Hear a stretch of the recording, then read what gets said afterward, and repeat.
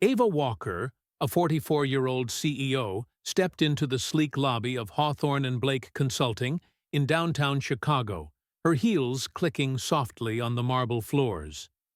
The rain wasn't heavy, but it left a fine mist that blurred the glass doors outside, giving the building a slightly ethereal quality.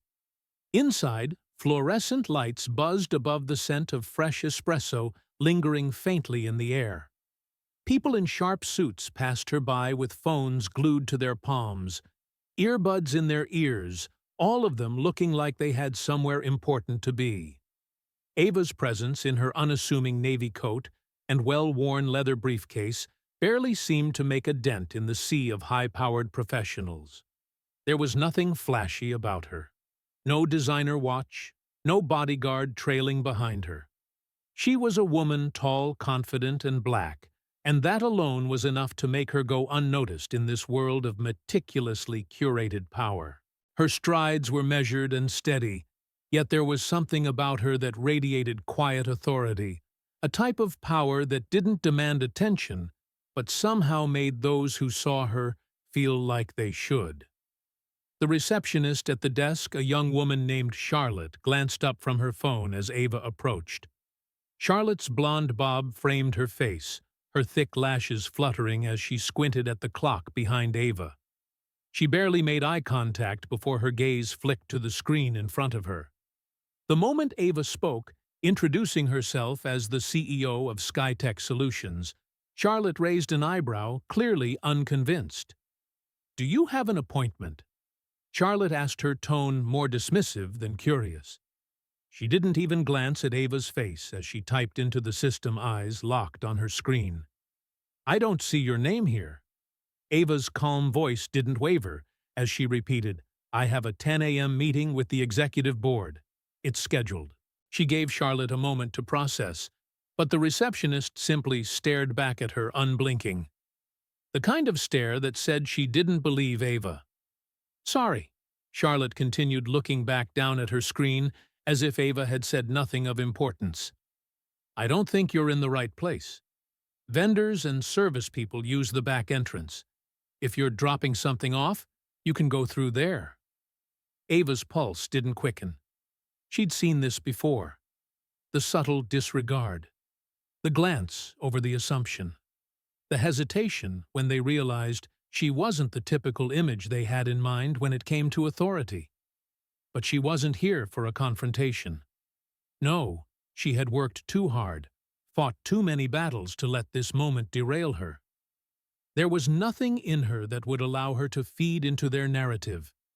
She had learned long ago that staying calm in moments like this was far more powerful than any outburst. She took a long, slow breath and nodded once, not in defeat, but in quiet understanding. There was no need to argue. Instead, she turned toward the door, the faintest of smirks playing at the corners of her lips. Charlotte didn't even notice the small gesture. She was already scrolling through her phone, oblivious to the gravity of what had just transpired. She thought Ava's silence meant she had been dismissed, but she had no idea who Ava really was. As Ava reached for the door, a young associate barely out of college by the looks of him stepped off the elevator. His eyes widened as he saw her, and his breath caught in his throat. He was startled, confused, and clearly unsure of himself. "Ms. Walker," he stammered, halting mid-step. His surprise was palpable. "You're early. There's still—" Ava raised her hand gently, her voice calm. "No need to worry. Please thank the team for the opportunity. I'll be on my way." She pushed the door open, stepping back into the street, where the misty rain began to settle on her coat, a soft, constant rhythm. As she stepped onto the pavement, she didn't look back, not even once. The weight of the situation hung heavily in the air, but Ava carried herself with quiet dignity. The associate stood frozen for a moment, mouth slightly open, before the elevator doors closed behind him. He didn't even know what to say, his mind racing to process the interaction he'd just witnessed. Back at the front desk, Charlotte continued scrolling through her phone, still unaware of the monumental mistake she had just made. She had no idea who Ava Walker really was or what she had just lost. Her dismissal wasn't just a missed opportunity for a handshake. It was the beginning of a chain of events that would shake the company to its core. Ava had left not in anger, but in quiet defiance. She wasn't just walking out of the building, she was walking out of their narrow vision of who could be in charge, and soon the consequences of that small dismissive moment would become too glaring to ignore. But for now, Ava only had one thought in her mind as she strode down the street. She had more important things to do than try to convince anyone who didn't believe in her worth. Ava Walker wasn't born with a silver spoon. Her beginnings were far from the polished boardrooms of companies like Hawthorne and Blake Consulting. She was born in a modest neighborhood of New Orleans, a place where opportunities didn't come easily. Her mother, a night shift nurse, worked long hours at a local hospital, while her father, a mechanic, worked out of their driveway, fixing cars and doing repairs. They didn't have much, but they made do. From a young age, Ava learned that nothing was ever handed to her. If she wanted something, she had to earn it, and sometimes that meant doing the impossible. She'd learned early that the world, especially for someone like her, didn't treat you fairly. The odds were stacked against her, not just because of her background, but because of her gender and the color of her skin. By the time she was 12, Ava had already developed a unique skill set. Unlike most of the other kids, she didn't spend her evenings texting or playing video games. Instead, she took apart old discarded computers her father had brought home from his mechanic shop. Using parts that others deemed worthless, she built her own functioning desktop computer. It wasn't to play games. It was to learn. She wanted to understand how machines talk to each other, how data moved from one point to another. While her friends were out sneaking into parties, Ava was teaching herself how to write code. Her father often teased her for spending so much time with broken monitors and wires instead of enjoying her youth, but Ava didn't care. She had an unwavering resolve, knowing that the skills she developed would one day set her apart from the world that seemed to overlook her. At Tuskegee University, Ava earned a scholarship and quickly became one of the top students in her class. She stayed focused, not spending time at parties or joining sororities like many of her peers. There was too much to learn, too much to prove. She dove headfirst into her studies, building ideas and developing concepts that would form the foundation of what was to come. Her time there wasn't about socializing or gaining approval from others. It was about building her future brick by brick. Ava's first business venture came during her final year of university.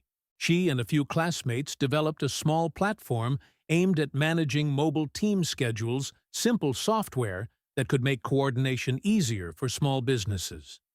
It was the kind of startup that every young entrepreneur dreams about, but it failed. It wasn't that the idea was bad, the timing was off, and the execution wasn't strong enough. The setback didn't break her. Instead, it sharpened her resolve. Ava reworked the concept, improved the delivery, and tried again. The second attempt wasn't an immediate success either, but it attracted attention. It was eventually acquired by a larger tech firm, a small but significant win in a world full of setbacks. It was from that experience that she founded SkyTech Solutions, a company born out of her desire to do things right, to build something that mattered. Unlike many startups, Ava's approach was pragmatic. She didn't rely on flashy launches or angel investors. She focused on delivering solid, reliable products. She made connections with businesses that needed real solutions, not just ideas. Within 4 years, SkyTech had become one of the fastest-growing SaaS firms in the country. It wasn't Silicon Valley or New York, but Ava didn't need validation from those places. She didn't need the recognition that came from being in the right zip codes. She'd built a business from the ground up with little more than hard work and a clear vision. But success didn't mean she stopped facing challenges. Ava's gender and race always set her apart in a world of white, male-dominated tech firms. She faced discrimination everywhere she went, even from those who didn't mean to. Whether it was investors who doubted her abilities or clients who hesitated to take her seriously, Ava had to work twice as hard to prove herself. But every slight, every setback, only fueled her determination. The world wasn't going to hand her anything. She knew that from the start. But by the time she was 44, Ava Walker had already proven that she didn't need the world's approval.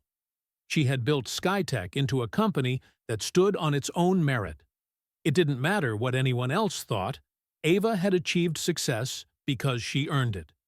The next big challenge was about to come, and it would come in the form of Hawthorne and Blake Consulting. The firm had been in negotiations with Skytech for months, eyeing the partnership for a contract worth $50 million. But Ava had no illusions. She knew the drill.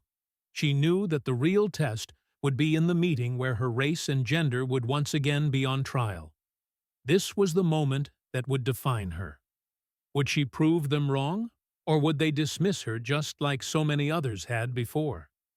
The rain continued to fall gently outside as Ava stood in front of the building, her eyes focused. She wasn't worried. She had already won no matter what happened next. Ava walked out of the building with her head held high, the light mist of the rain lightly kissing her face. Her steps were measured and calm, but inside a storm was brewing. She'd faced countless barriers in her life, but this was something different. The sting of being dismissed simply because of her appearance was sharp, but Ava wasn't the type to let such moments define her. She had been here before, of course, in meetings where she had been assumed to be the administrative assistant or the catering staff or even a vendor when she was, in fact, the one leading the company. But today felt different. It wasn't just the rejection that had her thinking it was the fact that Charlotte, the receptionist, so casually dismissive of her, didn't even take the time to verify her credentials. It was as if her very presence in the building didn't deserve respect, as if her success, her accomplishments, her very title as CEO, wasn't enough for Charlotte to see her for who she truly was. Ava reached into her coat pocket, pulling out her phone. She dialed Ian Richards, her VP of Operations in Phoenix. His voice came through almost immediately. "Ava, how'd it go? They ready to sign the deal today?" Ava paused. There was a slight tremor in her voice, but she didn't want to let it show. "The deal's on hold for now, but we'll see." Ian didn't ask any questions. He knew better than to pry when Ava was in one of her moods. She had trained her team to understand that silence often spoke louder than words. But as she spoke, she felt a fire igniting inside her. She wasn't angry. She wasn't upset. She was just done. Done with the pretense, done with the quiet discrimination that came from assumptions made based on the color of her skin and the way she looked. Today had been the last straw. If they couldn't see her for who she was, a successful entrepreneur, a woman who had built an empire with nothing more than hard work and perseverance, then she would make sure they saw her in a different way. Ava's thumb hovered over the contact information for Travis Harper, the CEO of Archon Systems. They had been in talks about a potential partnership for months. Their conversations had always been professional, grounded in shared business interests, but now Ava knew it was time to make a move. She pressed the call button. Across town, inside the luxurious offices of Hawthorne and Blake, the atmosphere had shifted. The senior partners and executives had gathered around the long conference table waiting for Ava's arrival. They had prepared themselves for a formality, a handshake, some final questions, and the signing of a contract that would secure their firm's involvement in Skytech's future. But now, 30 minutes past the scheduled meeting time, tension hung thick in the air. The lead negotiator, David Stone, checked his watch for the 5th time, his impatience growing. He was the one who had insisted they meet Ava before finalizing the deal. He had been the one to assure everyone that it was a simple formality. Just one final meeting, he'd said. We need to see the person behind the numbers. But now, as each minute ticked by, David began to feel the weight of his decision. He could feel the eyes of the senior partners on him, and he knew that their patience was wearing thin. Maybe she had an emergency. One of the senior partners suggested, his tone dripping with doubt. Or maybe she's just trying to pressure us for better terms. David shook his head, his frustration evident. She's not the type to play those games. She's too professional for that. Still, the room grew uneasy, the silence stretching longer with each passing minute. Suddenly, the door to the elevator pinged, and Paulina Hayes, one of the firm's most senior partners, stepped into the room with a cold expression. "David, what's going on? Where is she?" Paulina's voice was sharp. Before David could respond, an intern burst into the room out of breath. "She's gone," the intern reported, his face pale. "She came by earlier, but they turned her away. Said she didn't have an appointment. She left the building without even meeting anyone." The room fell into stunned silence. "You're telling me she didn't even get in?" David asked, his voice thick with disbelief. The intern nodded. "That's what the receptionist said. She thought Ms. Walker was just a vendor, I guess." A murmur rippled through the room. The executive board, normally composed, now exchanged uneasy glances. The realization hit them all at once. They had just missed an opportunity to work with one of the brightest and most successful women in the tech industry, all because they had failed to see her for what she truly was.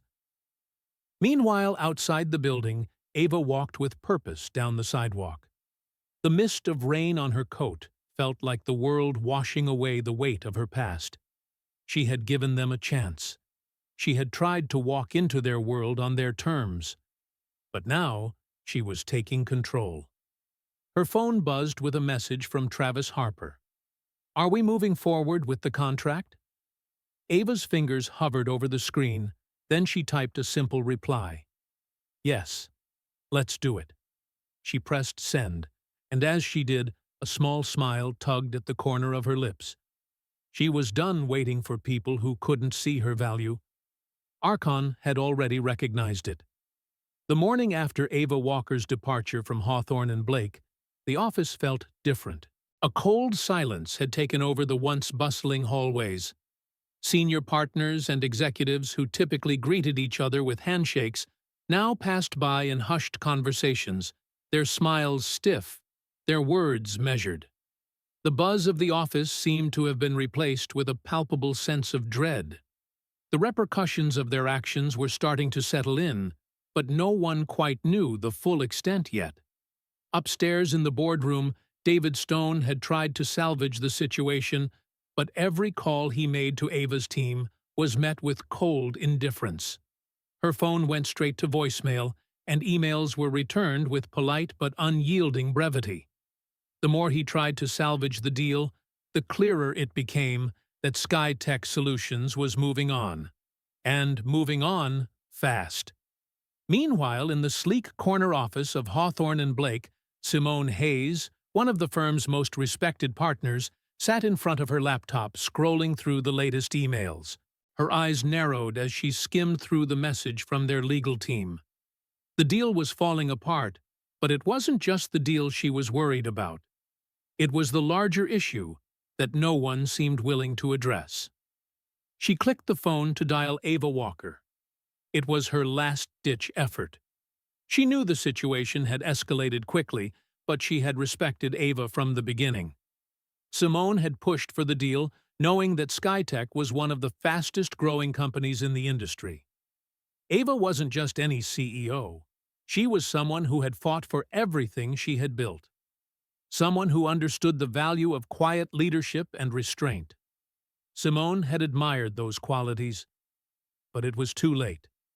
Simone's phone rang 3 times before it was answered, but it wasn't Ava's voice on the other end. It was someone from SkyTech Solutions' legal team. "We've decided to go in a different direction," the lawyer said bluntly. "Ava Walker has signed with Archon Systems. They're already in talks, and the deal will be finalized by the end of the day." Simone's stomach dropped. It wasn't just the loss of the contract, it was the realization that the company had severely misjudged the situation. Ava Walker wasn't someone they could afford to ignore, and now the entire firm would feel the consequences. She ended the call with a quiet exhale, her hand shaking slightly as she set down the phone. Hawthorne and Blake Consulting wasn't just losing a $50 million deal, they were losing their reputation. Archon Systems, the competitor they had brushed off so carelessly, was now positioning itself as the new partner for Skytech.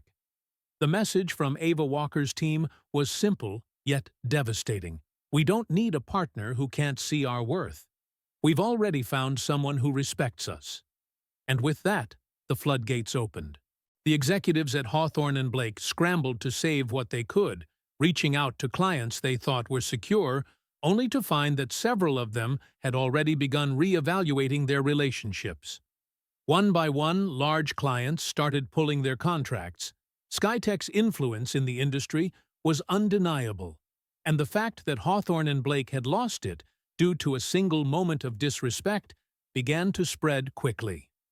By the end of the week, news outlets were reporting the fallout, and the word disrespect became a mainstay in headlines. The world of business had turned its eyes on the consulting giant, but it wasn't the kind of attention they were used to. Blogs, social media threads, and news outlets had picked up on the story. Ava Walker's name was now associated with a powerful lesson: the cost of underestimating someone based on their appearance, race, or gender was far greater than anyone could imagine. But it wasn't the press coverage that mattered most. It was the damage to their reputation. Employees, too, had begun to whisper among themselves. There was a sense of unease that had never been there before. The firm, built on decades of prestige, was now haunted by an error that no one could easily fix.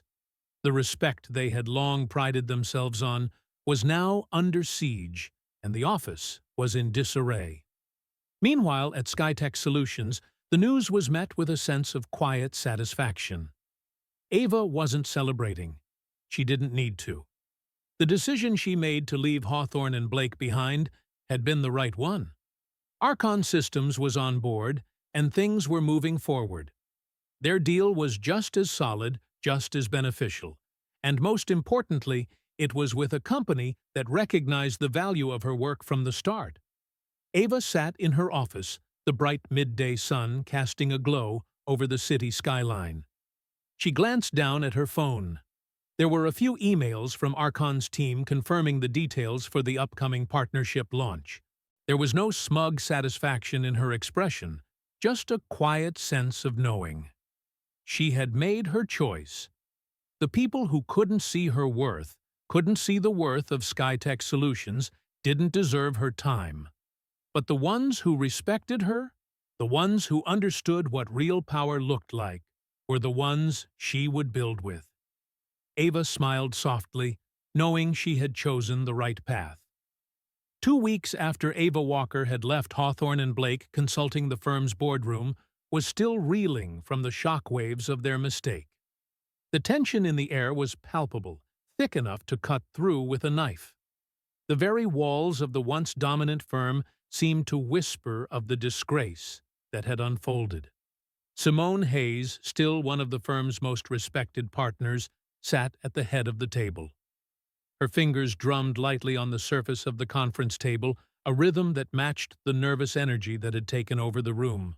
They had spent the last 2 weeks trying to do damage control, reaching out to clients, trying to salvage what little reputation they had left. But the truth was unavoidable. They had lost the deal, and more importantly, they had lost their credibility. "Mark, we need to find a way to claw this back," Simone said, her voice calm but firm, a stark contrast to the unease that filled the room. "We can't let this be the story we're remembered for." Mark Keller, the head of partnerships, glanced around the room, his eyes landing on the rest of the partners. They all knew it was too late. The damage was done. "You can't uninsult a man like that," he muttered, his voice laced with frustration. "Not after what happened." The firm had tried everything to fix the situation. They issued vague public statements about improving internal procedures and enhancing inclusivity efforts, but the damage had already been done. The media had caught wind of the story. Bloggers, influencers, and journalists had picked up on the narrative, with Ava Walker becoming an unexpected folk hero. People began sharing their own stories of being judged based on their race, gender, or appearance, drawing a parallel to Ava's own experience with Hawthorne and Blake. It wasn't just a loss for the firm. It was a cultural awakening for many who had felt sidelined in similar ways. The phone rang, snapping Simone out of her thoughts. It was an incoming call from Archon Systems. She hesitated for only a moment before answering, bracing herself for another hit to their already fragile position. "Simone, this is Travis Harper from Archon Systems," came the voice on the other end. "I just wanted to reach out personally.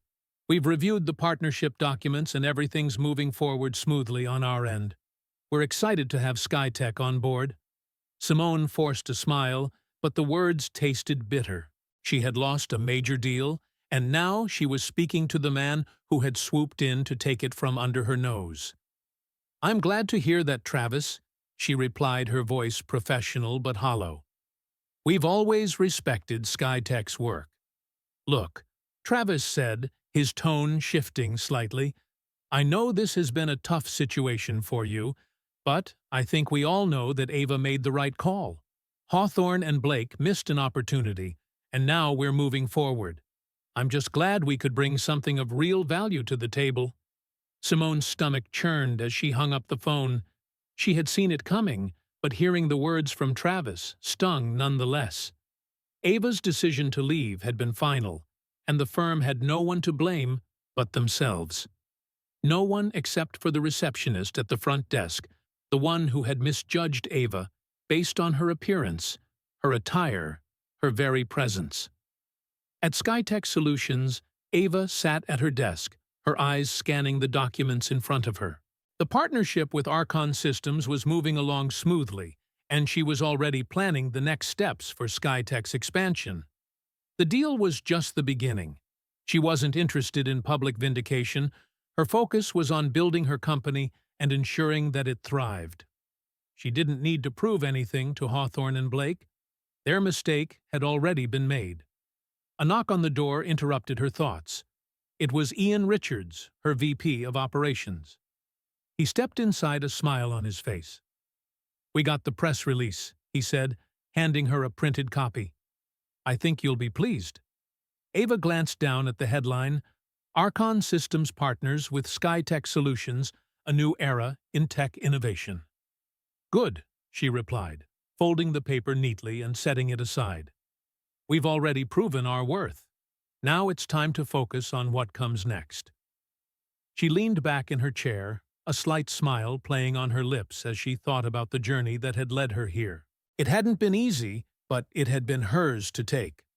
Ava had worked for everything she had achieved, and now she would continue to shape the future of her company, making it a beacon of respect, equality, and hard-earned success. Meanwhile, back at Hawthorne and Blake, the internal meeting had devolved into finger-pointing. They had tried to fix the situation with superficial solutions, but their arrogance and lack of understanding had cost them more than just a deal. They had lost the respect of their clients, their employees, and the public. Their reputation, once untouchable, was now in tatters. Simone Hayes knew this better than anyone. She had tried to push for change to see things differently, but it had been too little too late. The firm would continue to exist, but it would never be the same. The damage was too deep. Ava Walker, on the other hand, had emerged stronger than ever, her quiet dignity and unshakable belief in her worth, now the foundation of a company on the rise. As the months passed, Hawthorne and Blake would slowly lose its grip on the industry. The clients who had stayed loyal to them for years began to fade away one by one, heading for more forward-thinking, inclusive companies like SkyTech. In the end, it wasn't just the $50 million deal they had lost, it was their place in the future. And as for Ava, she didn't need to shout about her victory. The silence of her actions spoke volumes. What happens when a respected elderly man is unfairly treated at his bank only for his daughter, an influential executive, to step in and reveal a hidden bias? Watch as Edward and Samantha Bennett confront injustice head-on. Please comment where you're watching from so others can join in and enjoy the story. The automatic doors at Hillstone Federal Bank opened with a soft hiss, letting in the late morning sun. 73-year-old Edward Bennett stepped into the lobby, his cane tapping steadily against the tile floor. He wasn't frail, but the cane gave him a sense of stability. His suit was sharply pressed, his silver hair neatly combed, and he carried himself with the quiet dignity of someone accustomed to respect. Edward had been a loyal customer at this branch for nearly 2 decades. He preferred coming in mid-morning after a quiet breakfast at his favorite diner. But something felt different today. As he approached the counter, he noticed the young woman behind it barely glanced at him. No smile, no greeting, just a quick look. Then her attention turned elsewhere. Edward tried to brush it off. Perhaps she was new, or the bank was short-staffed. He stood behind a man in a baseball cap who appeared to be in a hurry.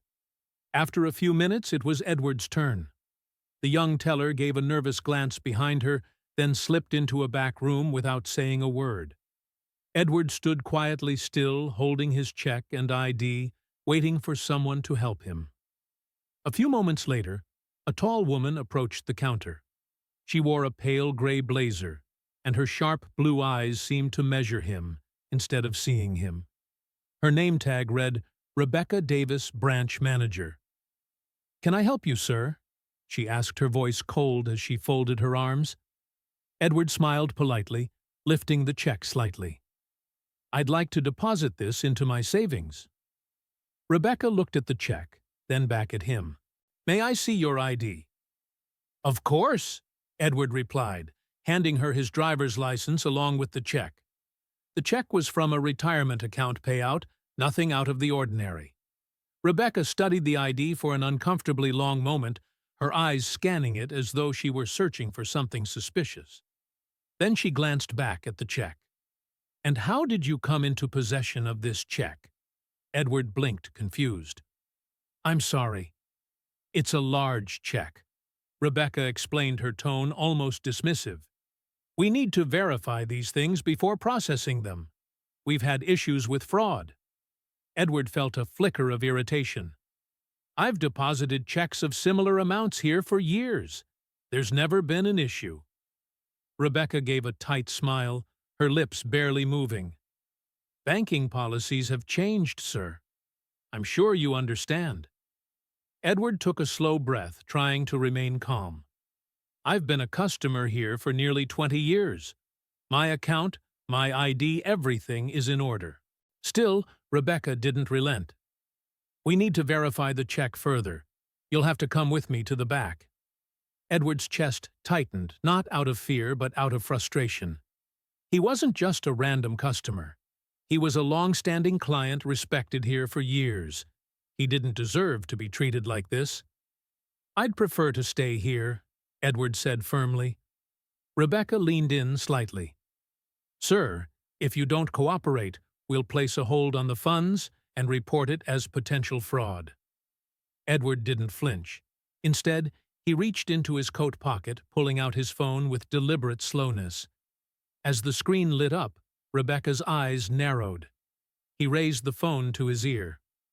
"Hello, baby," Edward said, his voice even. "I'm at the bank on Meridian. They're having trouble verifying my check."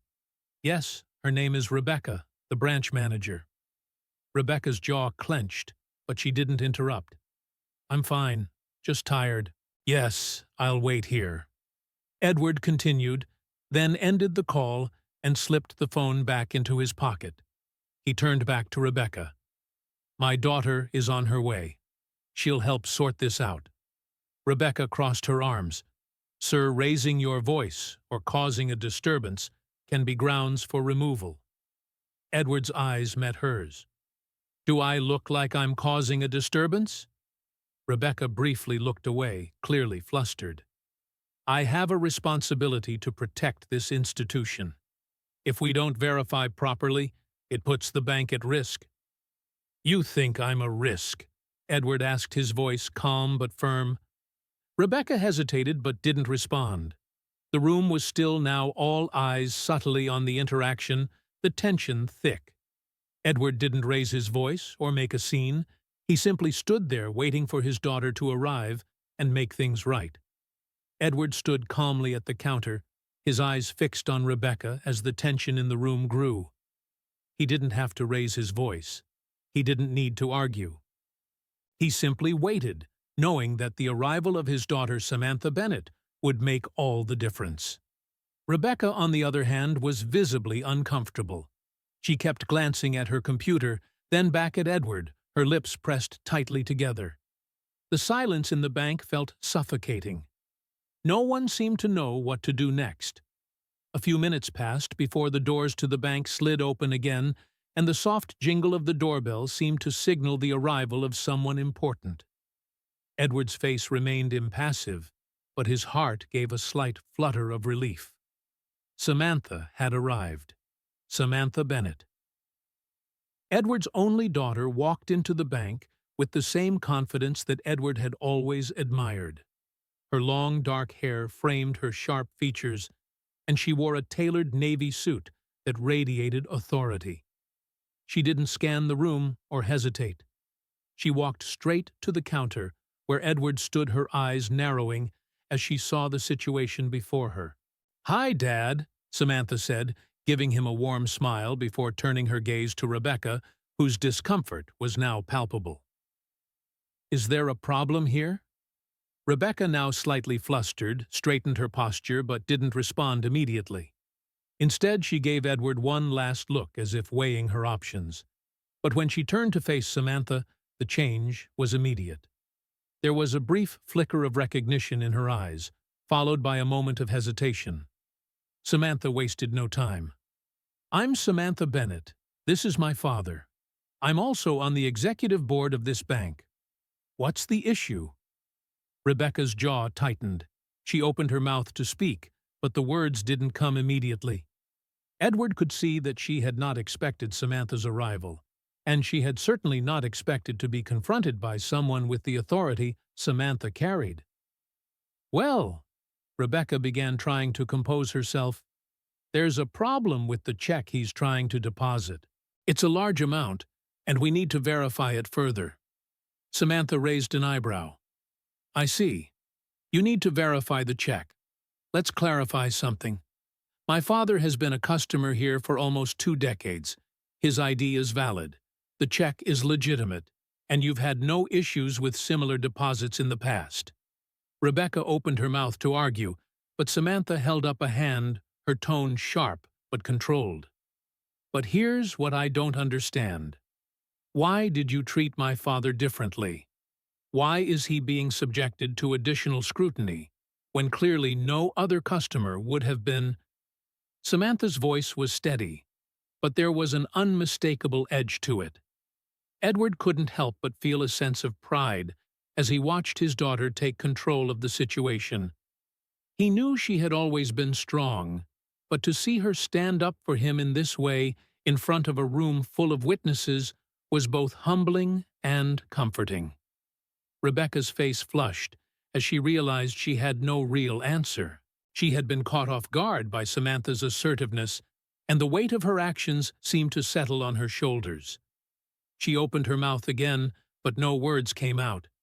Samantha took a step closer, her eyes not leaving Rebecca's. "Let's be clear, Rebecca. I'm not here to cause trouble. I'm here because my father is a respected customer, and he deserves to be treated with dignity, not suspicion. I want you to process this check, and I want an explanation as to why it was delayed in the first place." The other tellers, who had been silently observing the exchange, shifted uncomfortably. A few customers glanced up from their paperwork, noticing the tension. Edward could sense their eyes on him, but he didn't flinch. He had fought battles like this before quietly, without making a scene. Rebecca stood frozen for a long moment, unable to meet Samantha's gaze. Edward could see that her entire demeanor had shifted. She had gone from confident, even smug, to suddenly unsure of herself. The power dynamic in the room had shifted completely. Finally, after a long pause, Rebecca mumbled, "I'll process the deposit now. I'm sorry for the inconvenience." Samantha's voice remained even. "Thank you." Edward didn't say a word, but his pride in his daughter was palpable. As Rebecca quickly processed the check and handed over the receipt, Samantha turned to her father, offering a small, reassuring smile. "Thanks for handling that," Edward said quietly, his voice steady. Samantha nodded, her expression softening. "Don't worry about it, Dad. You don't have to deal with this kind of thing." They stood for a moment in silence, the weight of the past few minutes settling in. It wasn't just about the check. It was about something far deeper, the way people sometimes make assumptions about others, based on nothing but their appearance. Edward knew that this moment would stay with him, but he also knew that having Samantha by his side made all the difference. The moment Samantha Bennett walked into the bank, everything shifted. Edward's calm, collected demeanor hadn't wavered, but there was a noticeable tension in the air that seemed to dissolve as soon as Samantha entered. She walked toward the counter with purpose, her confident stride drawing everyone's attention, including Rebecca's. Samantha's eyes scanned the room quickly before they locked on Edward, who stood silently with his arms folded.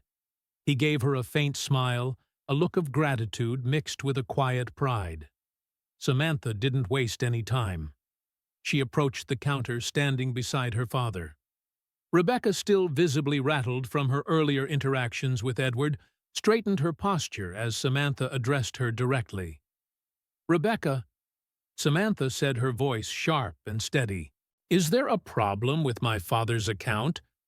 Rebecca hesitated for a moment before speaking, but her unease was clear.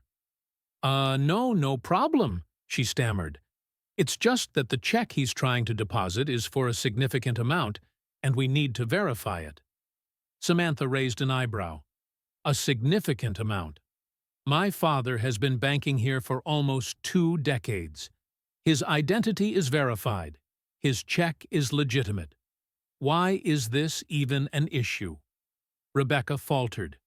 The words that had come so easily when addressing Edward now caught in her throat. She quickly glanced down at her computer screen, trying to regain composure, but the tension in the room was palpable. Samantha didn't give her a chance to explain. "You questioned him, not because of any policy, but because of who he is, because of the way he looks. And you treated him like a criminal in front of other customers. That's not how we do things here." Edward felt the heat rise in his chest as he stood there still holding his receipt. He wanted to say something to make Rebecca understand what she had done, but Samantha had taken charge. She was speaking for both of them now, and that gave him a sense of relief. Rebecca swallowed hard, her face flushing. She clearly wasn't used to being confronted, certainly not by someone with as much authority as Samantha. The bank's manager opened her mouth to respond, but hesitated. Samantha's voice remained unwavering. "You've embarrassed my father, Rebecca. And frankly, it's hard to believe this is just a policy issue. I'm not interested in excuses. I'm interested in accountability." Rebecca's jaw tightened, but she still didn't respond. She had no words to defend herself. Behind the counter, the other tellers were frozen, watching the exchange unfold. Some of the customers in the lobby were now fully aware of what was happening, their eyes darting between Samantha Edward and Rebecca. Edward could sense the unspoken judgment from the other patrons. They all knew what had been happening, knew the uncomfortable truth that Rebecca had not been treating him like a valued customer. "Look," Samantha continued, her voice more measured now. "I'm not here to escalate things, but I am here to make sure this doesn't happen again. My father deserves respect. Every customer deserves respect." Rebecca finally met her eyes, her shoulders slumped in defeat. "I understand," she murmured, though the words felt hollow. She couldn't meet Samantha's gaze for long, her discomfort written all over her face. "I'll process the deposit now." Samantha gave a nod, her eyes still fixed on Rebecca. "Please do." The manager quickly turned to the computer, processing the check with mechanical speed. Her hands shook slightly as she typed in the numbers, but there was no hesitation now, only the quiet acknowledgement that the power in the room had shifted. Edward couldn't help but notice the silence that had descended upon the room. It wasn't oppressive or uncomfortable anymore. It was simply quiet. The customers had stopped pretending to be busy, and the staff had stopped pretending to work. They were all watching, witnessing the shift that had just occurred. Finally, Rebecca handed the receipt to Edward.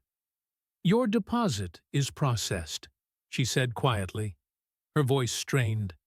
Edward nodded, taking the receipt from her. He didn't thank her.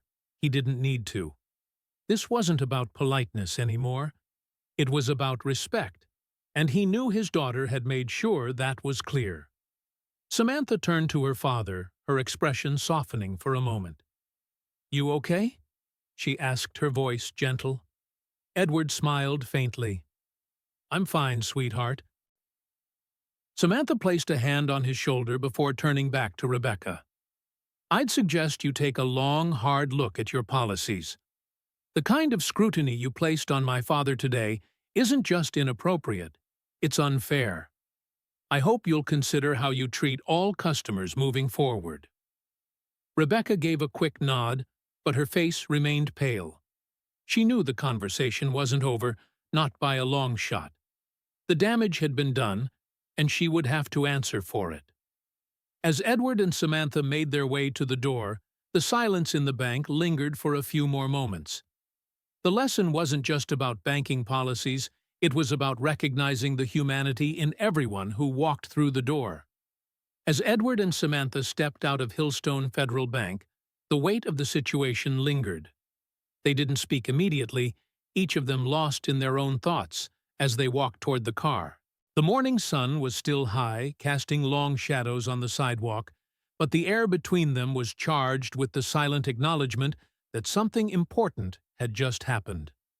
In the bank, the staff had returned to their tasks, but the atmosphere had shifted.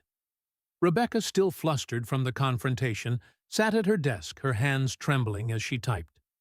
It wasn't just about the check anymore.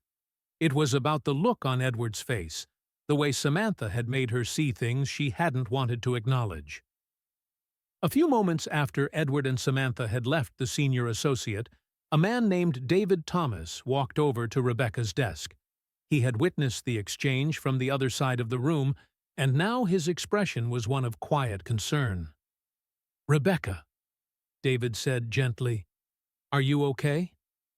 Rebecca didn't look up immediately. She kept her eyes trained on the computer screen, her fingers still hovering over the keyboard. "I don't know what happened," she muttered. "It was just a check." David waited for her to continue, but when it became clear she wasn't going to, he spoke again. "You're not used to being challenged, are you?" She finally glanced up, meeting his gaze. There was a flicker of embarrassment in her eyes, but it quickly faded as she forced herself to sit straighter. "I was just following procedure. That's all." David nodded slowly, understanding her frustration, but not completely agreeing. "It wasn't about the procedure, Rebecca. It was about how you treated him. You know as well as I do that it's not just the bank's rules that matter. It's how we treat the people who come in here." Rebecca sighed heavily, her shoulders slumping. "I didn't mean to. It's just that he was—" She stopped herself, not wanting to say the words aloud. David's face softened as he saw where the conversation was going. "You can't treat people that way, not in 2025, and especially not when they've been loyal customers for years. We don't know what's going on in their lives or what they've been through." Rebecca looked down at her hands, her fingers twisting together nervously. "I didn't think about it like that. I didn't think about him at all, really. I was just doing my job." David took a breath, leaning slightly forward. You didn't just do your job, Rebecca. You made an assumption about someone based on their appearance. You questioned his character, his integrity, simply because of how he looked. And that's not how we're supposed to operate. Not here. Not anywhere. Rebecca's face flushed, the weight of David's words sinking in. She wanted to argue, to explain herself, but she couldn't. She knew he was right. Meanwhile, outside, Samantha and Edward had made their way to the car, the hum of city traffic, a steady background noise to their conversation. Edward remained quiet, letting Samantha lead the way. He had been through so much in his life, so many moments of quiet humiliation, of people treating him as less than they should. But with Samantha by his side, it didn't hurt as much. She was his shield, his defender, and it was a role she played effortlessly. Samantha opened the car door and turned to her father before getting in. "I'm proud of you, Dad," she said, her voice soft. "You didn't let her get away with it. You made sure she understood that respect is not optional." Edward smiled faintly, his eyes tired but steady. "I'm not sure I did anything extraordinary. I just stood there and waited." Samantha chuckled, slipping into the driver's seat. "No, you didn't just wait. You made her uncomfortable, made her face what she was doing. And that's the most important thing. People need to see what's happening, especially when they think no one is watching." Edward looked out the window, his hands folded in his lap. "I don't know how I feel about this, Sam. I don't like that it happened. I don't like that I had to be treated like that just to get my own money. But I'm glad you were there." Samantha reached over and squeezed his hand gently. "I'll always be here, Dad. You don't have to face anything alone." Back at Hillstone Federal, the fallout was just beginning. David spoke to a few of the tellers who had been present during the incident, urging them to be more mindful in their interactions with customers. He didn't know what would come of Rebecca's behavior, but he could already see the cracks forming in the foundation of her confidence. The senior associate's mind was made up a lesson needed to be learned, not just for Rebecca, but for the whole branch. The following week, Edward returned to Hillstone Federal Bank, stepping into the familiar lobby with the same slow, deliberate pace. He didn't need the cane as much these days, but he still liked the stability it gave him. The soft tap of the cane echoed through the room, and the employees at the counter instantly straightened up. A noticeable shift had occurred. The previous tension was gone, replaced with a quiet reverence. Edward felt it the moment he entered. He wasn't just a customer now, he was someone who had been seen, heard, and respected. The young teller from the previous visit greeted him this time with a warm smile. "Good morning, Mr. Bennett. How can I help you today?" Edward nodded, his face softening. "I'd like to make a withdrawal, please." The teller nodded quickly, a nervous look in her eyes as she led him to the counter. As they walked, Edward couldn't help but notice the new posters that had been put up on the walls, each one bearing the words, "Respect is standard." The faces of various customers were displayed in the posters, some familiar, some not, but all with the same tagline, "We see you, we serve you, we respect you." Edward was quiet for a moment, taking in the changes. There was a new interim manager, Denise Alvarez, who approached him from behind the desk, her expression friendly and genuine. She was different from Rebecca. Her approach wasn't transactional, it was human. "Mr. Bennett," Denise said, with a slight bow of her head, "we're so glad to see you back.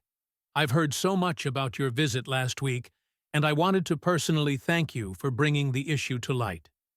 Edward smiled faintly. "I didn't do it to make a point. I just wanted to make sure nobody else had to feel the way I did." Denise nodded. "It's never easy to stand up, especially when it's uncomfortable.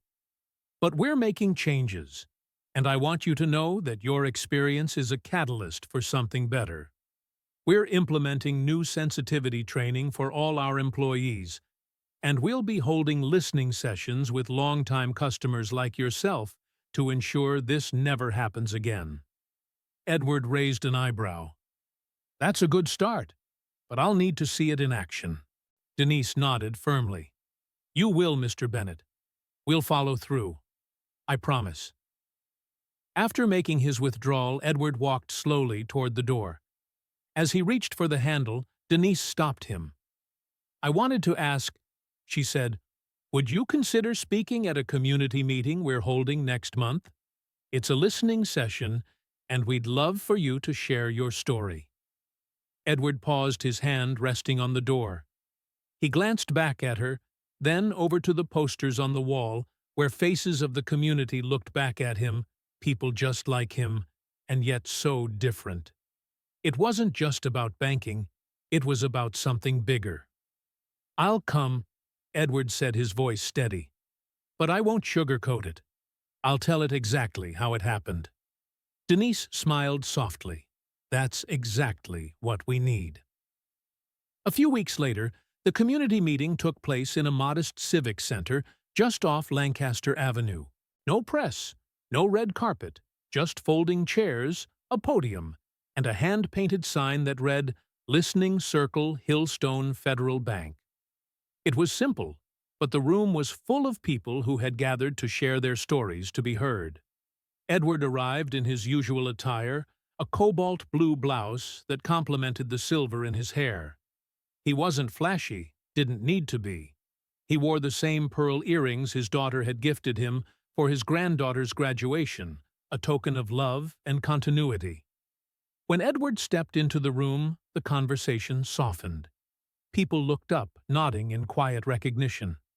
He made his way to the podium, but instead of standing directly behind it, he chose to stand just beside it, far enough to be heard close enough to make eye contact with everyone in the room. Good evening, he said, his voice calm but strong. I'm Edward Bennett, a retired school teacher. I've lived in this community for more than 40 years, and I've been a customer of Hillstone Federal for nearly 15. A few heads nodded, recognizing him. I'm here today, not just to share my story, but to share a message. Last week I came to this bank to deposit a check just like I've done many times before. But this time was different. This time I was treated as though I didn't belong here simply because of how I looked. Edward paused, letting his words sink in. I wasn't angry at first. I was hurt, because I knew I hadn't done anything wrong. But I was still treated like I was guilty of something. And that's something that shouldn't happen to anyone. The room was quiet now, save for the occasional sound of a notebook being written in. Edward's voice didn't rise, but it carried weight, like a slow tide rolling in. Silence is often what people count on when they treat others poorly. They count on our politeness, our exhaustion, our desire to avoid conflict. But sometimes the most respectful thing you can do is to speak up. Not for revenge, but for change. He glanced at his daughter sitting near the back of the room, her eyes filled with quiet pride. I'm not here to destroy anyone's career. I'm here to ask for something better for everyone. For the next person who walks into this bank just like I did, expecting nothing more than respect. Edward's words hung in the air, and for the first time the room felt truly still. People weren't just listening, they were reflecting. After the meeting, a few people approached him to share their own stories. It wasn't just about what had happened to him. It was about what they had all been through. That night, as Edward and Samantha sat together at a quiet booth in their favorite diner, they both knew that the conversation was far from over.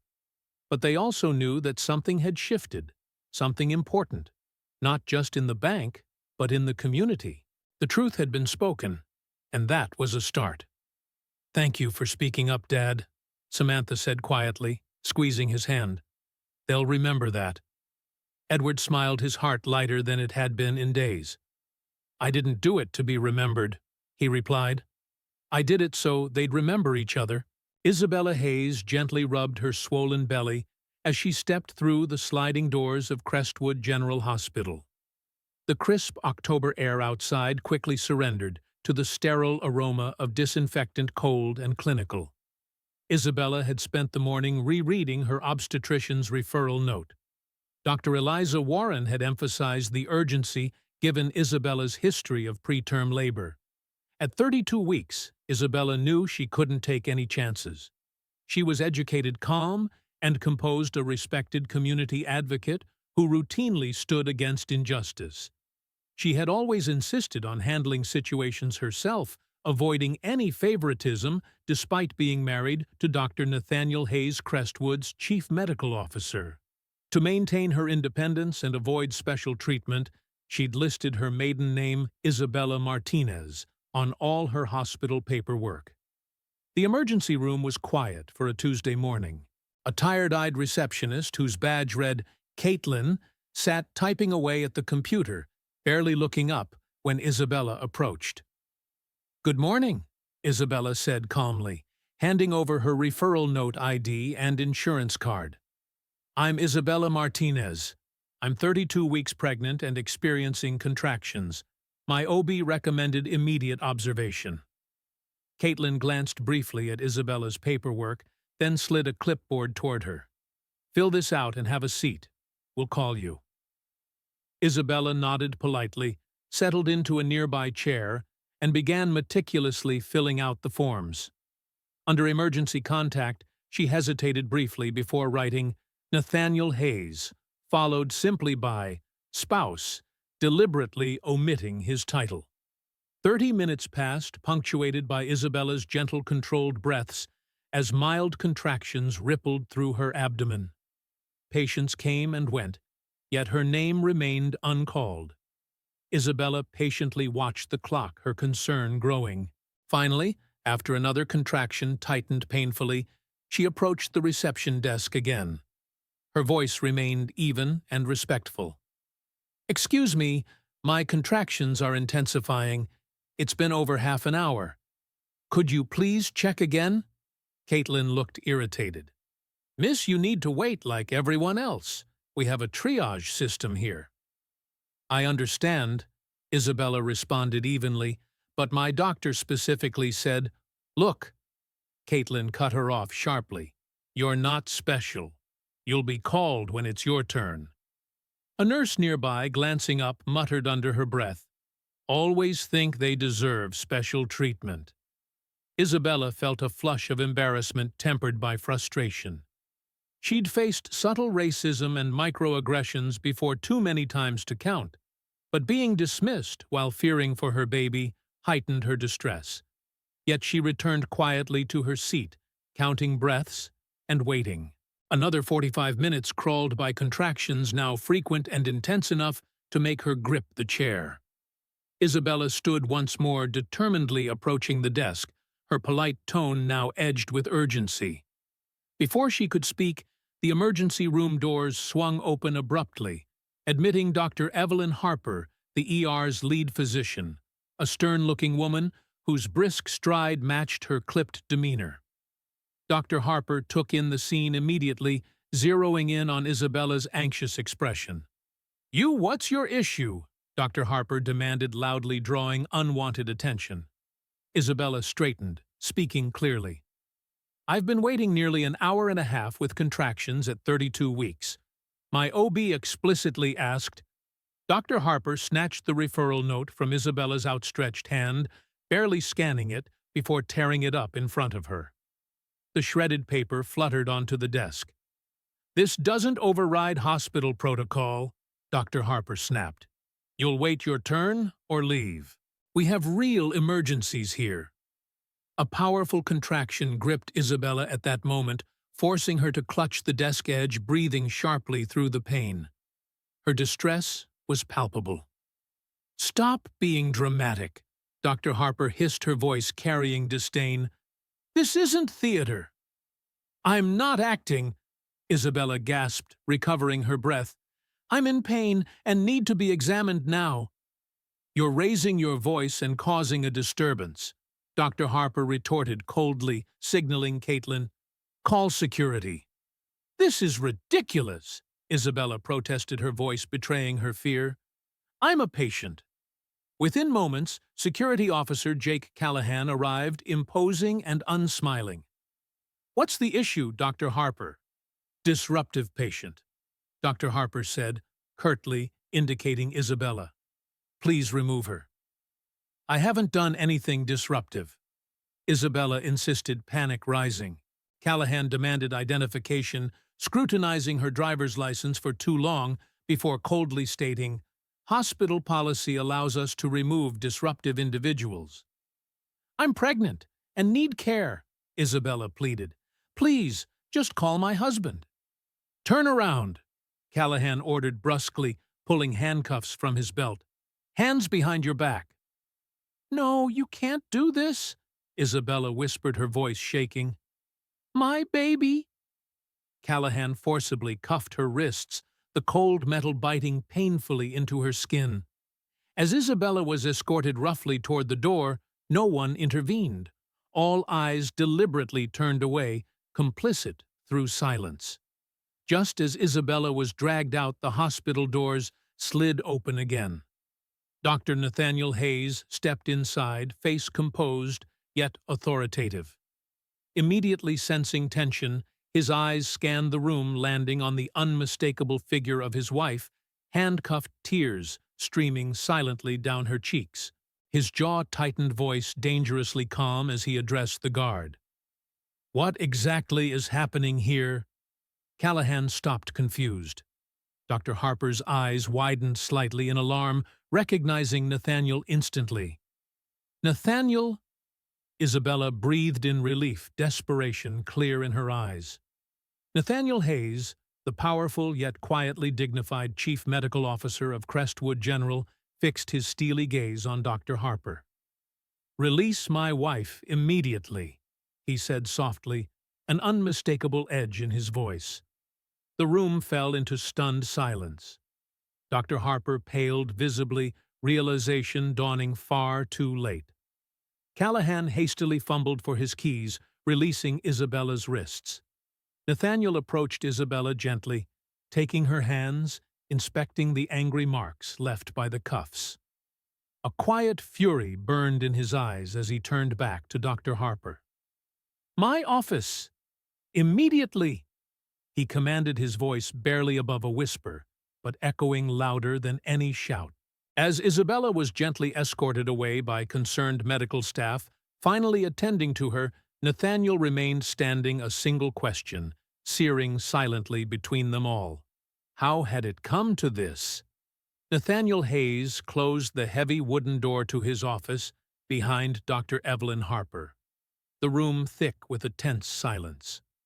Sunlight filtered through the blinds, illuminating dust particles dancing in the air, yet the warmth did nothing to soften the rigid lines etched across his face. He motioned for her to sit, his movements deliberate and controlled. Explain yourself, he said calmly, each syllable sharp as glass. Dr. Harper hesitated briefly, collecting herself, then began defensively. Dr. Hayes' protocol dictates. Protocol. Nathaniel interrupted gently, his voice dangerously quiet. Tell me, Dr. Harper, which protocol allows tearing up a medical referral and handcuffing a pregnant woman seeking care? She shifted uncomfortably. She was disruptive, raising her voice, making demands. Security protocol. Disruptive. Nathaniel repeated, leaning slightly forward, eyes piercing into hers. She was having contractions at 32 weeks, a scenario that our own guidelines explicitly state requires immediate assessment and monitoring. Yet you ignored that. Dr. Harper swallowed, visibly shaken, but trying to maintain her composure. It was a misunderstanding. Caitlin reported, You took action based on hearsay from a receptionist. Nathaniel stated disbelief, coloring his tone. A receptionist who openly expressed disdain towards a patient. Tell me, Dr. Harper, did the patient's ethnicity have anything to do with your swift judgment? Absolutely not. Dr. Harper snapped defensively, her voice raising. I am not prejudiced. I made a decision based on what I saw. And what exactly did you see? Nathaniel asked softly. A woman advocating for herself and her unborn child, Or just another minority patient demanding what you assume to be special treatment? Dr. Harper faltered, her eyes narrowing slightly. Are you accusing me of racism, Dr. Hayes? I'm accusing you of negligence and poor judgment. Nathaniel countered firmly, voice steady, yet edged with restrained anger. Whether motivated by racism, ignorance, or simple arrogance, your actions have endangered a patient's life and my unborn child. Shock rippled visibly across Dr. Harper's face as realization hit her once more. Her voice wavered slightly as she responded, Dr. Hayes, I had no idea. That's precisely the point, Nathaniel interjected quietly. Would knowing who she was have changed your actions? The issue here isn't her identity. It's your decision-making. It's your disregard of clear medical indications. It's the institutional bias we both know exists within these walls. Doctor. Harper lowered her eyes, finally subdued by the heavy weight of truth in his words. Nathaniel rose, pacing briefly, before pausing to look out the window. Below, the hospital grounds bustled as usual, oblivious to the storm brewing within. Effective immediately, you are suspended pending a thorough investigation, he stated, tone final. Hand over your credentials and leave the premises. She opened her mouth to protest, but thought better of it, silently placing her badge on his desk before quietly exiting the office. As soon as the door closed, Nathaniel sank into his chair, exhaling deeply. His heart pounded in his chest, hands trembling slightly from the confrontation. Pulling out his phone, he quickly dialed the head of security, John Patterson. John, he said urgently.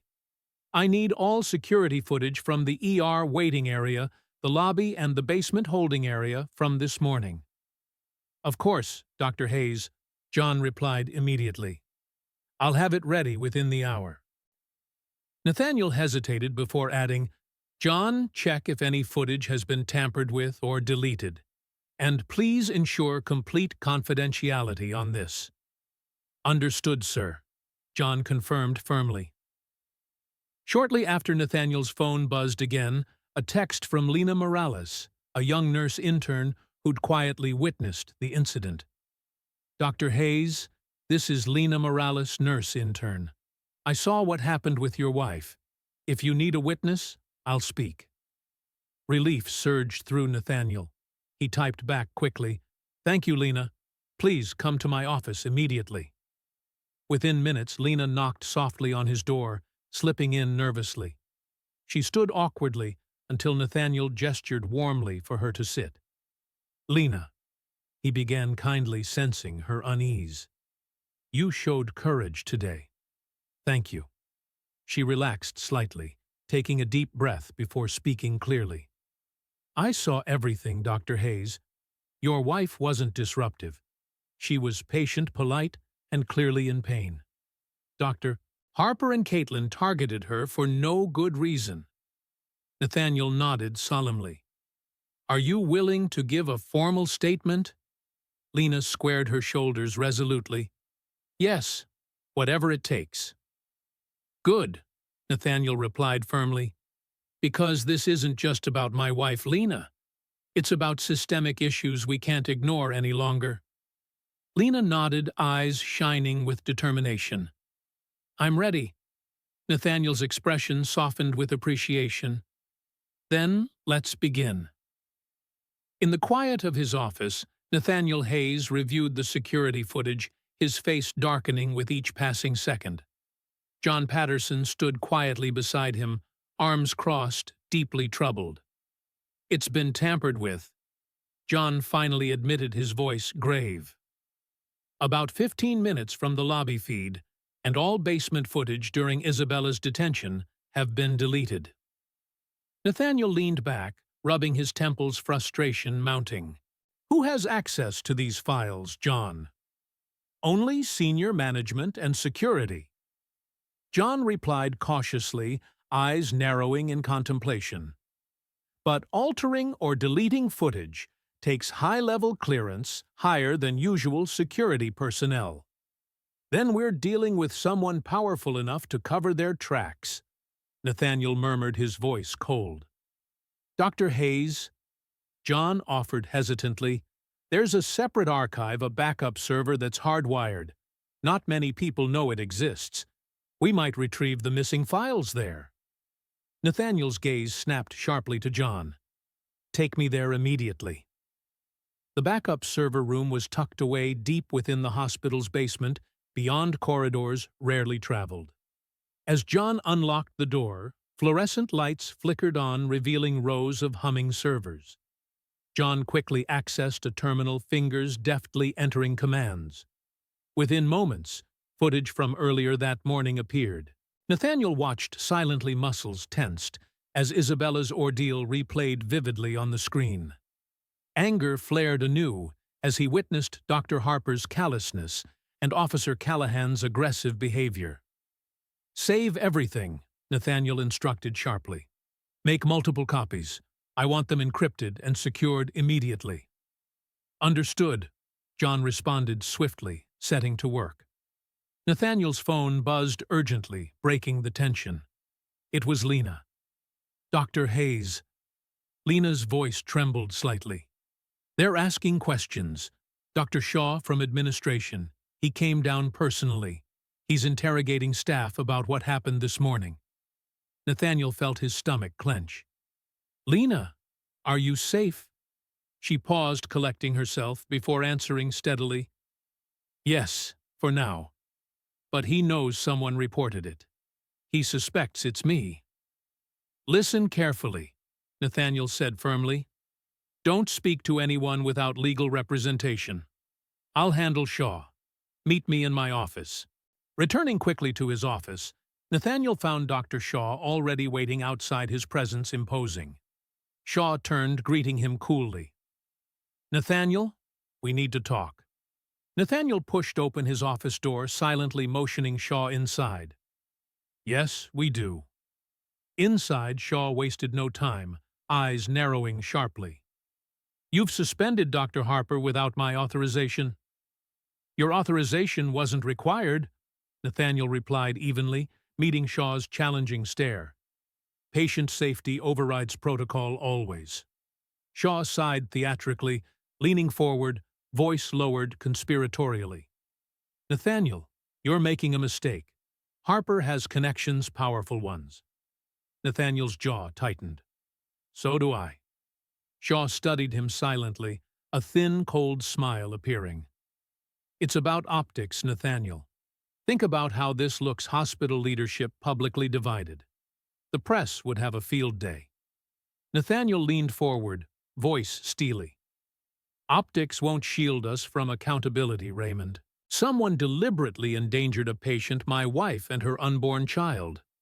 This hospital failed her. This isn't a PR issue, it's a moral one. Shaw's mask cracked briefly, frustration evident. Nathaniel Harper was following a protocol. Harper breached medical ethics and professional conduct. Nathaniel interrupted sharply. We both know this isn't an isolated incident.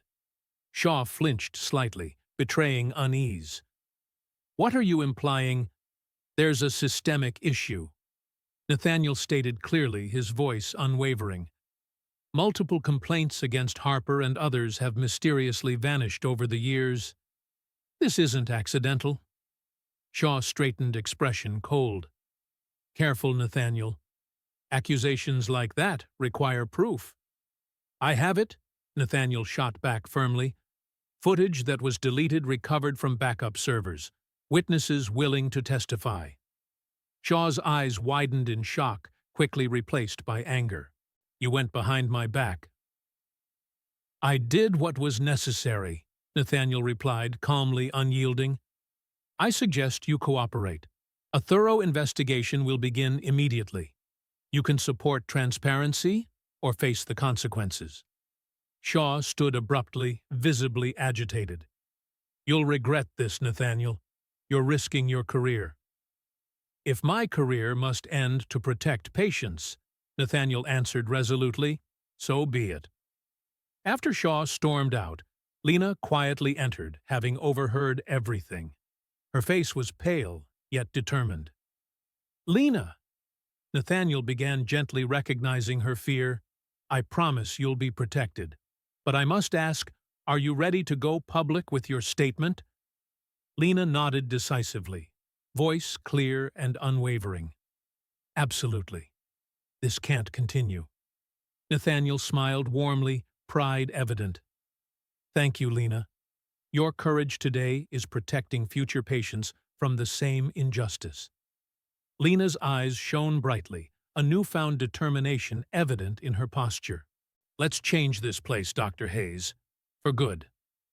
Nathaniel nodded solemnly, steeling himself for the storm ahead. "Yes, Lena, for good." As night fell over Crestwood General, a storm gathered outside, mirroring the turmoil within the hospital's walls. Nathaniel sat at Isabella's bedside, her condition stabilized but still closely monitored. His heart clenched at the sight of bruises around her wrists, stark reminders of the morning's trauma. "Nathaniel," Isabella whispered weakly, opening her eyes slowly. "How bad is it?" "You and the baby are safe," Nathaniel reassured her softly, gripping her hand tenderly. "Everything else we'll handle together." She smiled faintly, squeezing his hand. "I trust you." The moment was disrupted by Nathaniel's phone vibrating incessantly. He frowned, checking the screen messages from John Patterson flashed urgently. Dr. Hayes' footage leaked online, viral already, press gathering at entrance. Nathaniel's heart sank. He glanced at Isabella, trying to mask his concern. "Rest, my love. I'll handle this quickly." Outside the hospital, an army of reporters and cameras were already forming, drawn by the leaked footage circulating on social media. The video clearly showed Isabella's treatment, the torn referral, Dr. Harper's dismissive demeanor, Officer Callahan's roughness, and Isabella's visible distress. Public outrage was immediate, with hashtags like "Justice for Isabella" trending rapidly. Nathaniel stepped outside to face the cameras, maintaining composure, despite exhaustion and anger simmering beneath the surface. "Dr. Hayes," shouted a reporter, thrusting a microphone forward, "can you comment on the viral video depicting your wife's mistreatment?" Nathaniel took a deep breath, speaking firmly and clearly. "The actions taken against my wife Isabella Martinez were unacceptable and indicative of deep-seated issues within our institution. A thorough internal and external investigation is already underway. Those responsible will be held accountable." Another reporter quickly interjected, "Dr. Hayes, is systemic racism a pervasive issue at Crestwood General?" Nathaniel paused, the question heavy and critical. "Unfortunately, incidents like this highlight biases ingrained in our healthcare systems, even here at Crestwood. It is my personal commitment and responsibility to address and rectify these injustices." As Nathaniel navigated the barrage of questions, Lena watched from the hospital lobby, resolve hardening within her. She had promised Nathaniel her voice, and she was ready to fulfill that pledge. The next morning, Lena stood alongside Nathaniel at a scheduled press conference, her nerves evident, yet courage palpable. Cameras flashed relentlessly as Nathaniel introduced her. Lena Morales, nurse intern, witnessed yesterday's incident firsthand. She has bravely decided to share her account publicly. Lena stepped forward, voice steady and clear, despite the intensity of the moment. "What I witnessed yesterday wasn't an isolated event. I've seen other patients treated unfairly due to racial biases, their concerns dismissed simply because of who they are. I became a nurse to help and protect people, and silence would betray that mission." The room erupted with questions, but Nathaniel raised a calming hand. "We promise transparency and swift action. The safety and dignity of every patient will always be our highest priority." Meanwhile, upstairs, Isabella was resting when a sharp pain suddenly gripped her alarms from monitors sounding urgently. Nurses rushed into the room, quickly assessing her vitals. "Doctor!" one nurse shouted down the hallway. "The patient's blood pressure is spiking dangerously." Nathaniel was summoned, immediately racing through the corridors to reach Isabella. As he entered the room, his breath caught in his throat. "What happened?" "Stress-induced preeclampsia," Dr. Patel informed him gravely. "We need to perform an emergency C-section immediately." Isabella's eyes filled with fear as Nathaniel quickly approached, grasping her trembling hand. "Nathaniel," Isabella whispered urgently, gripping his hand with surprising strength. "Please protect our baby." He pressed his forehead gently against hers, speaking with calm conviction. "You and our daughter will be fine. I promise." The medical team rapidly prepared Isabella for surgery. Nathaniel accompanied her into the operating room, never leaving her side. As the procedure began, a tense silence filled the room, punctuated only by the soft hum of medical equipment.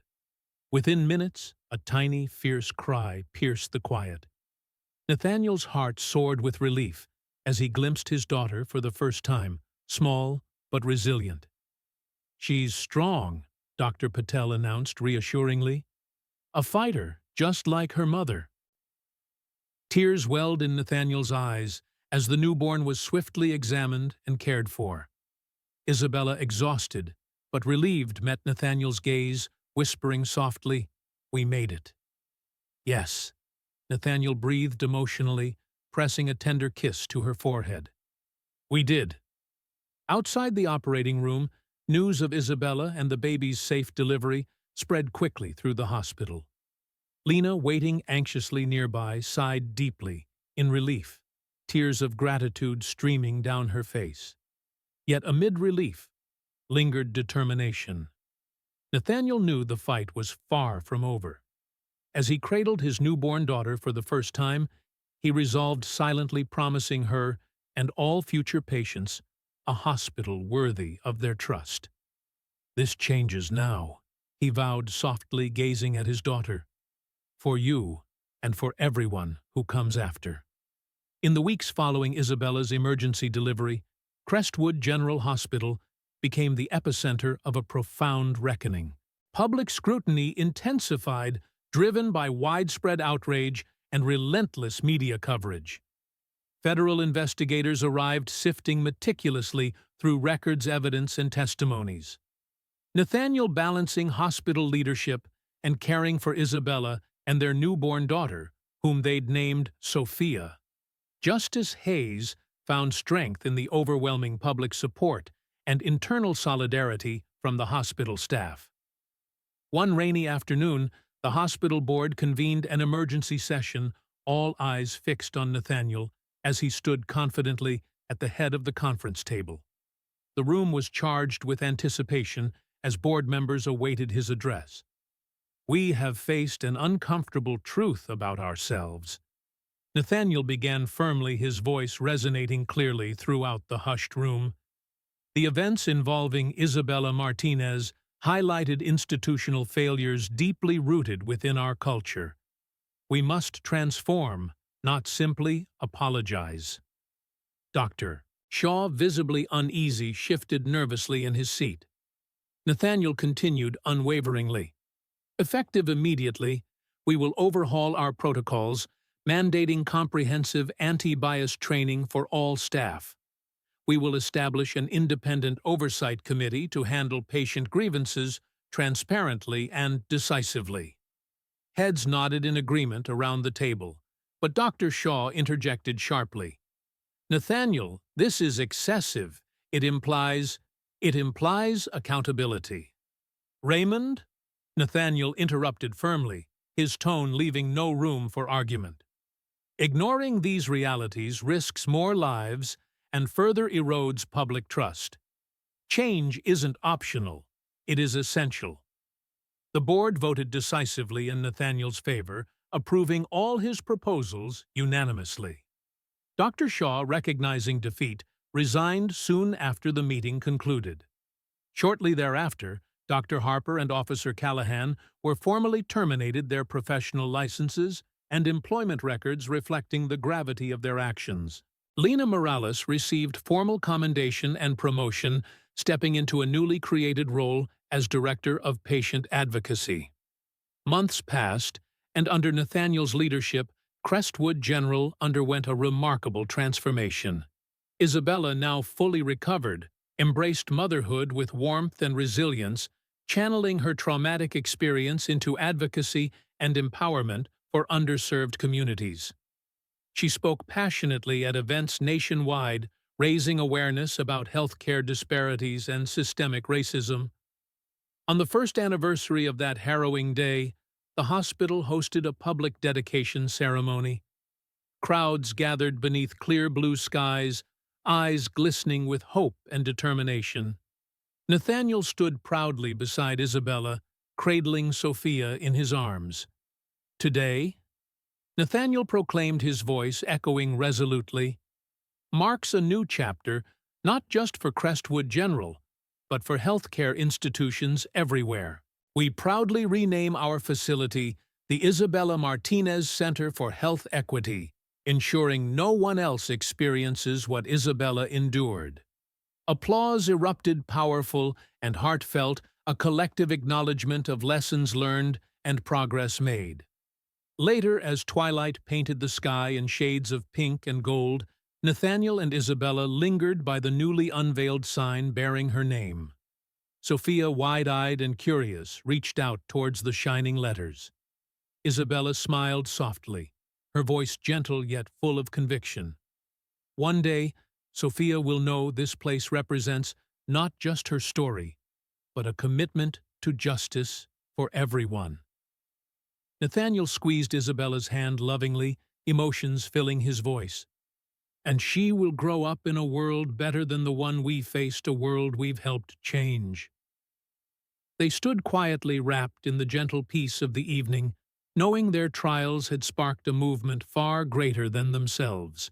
In that moment, beneath a sky awash in radiant colors, they found solace in knowing their suffering had ignited a lasting legacy, one of justice, healing, and hope.